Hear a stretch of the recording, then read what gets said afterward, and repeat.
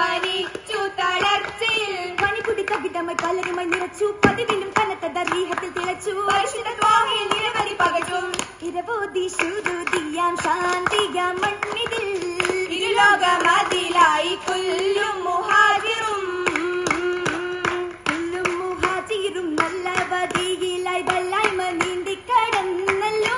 ഒരുമിത്തിരിത്തിടാൻ സൗജത്ത് Ayisha ആനന്ദത്തോപ്പിലിരുന്നല്ലോ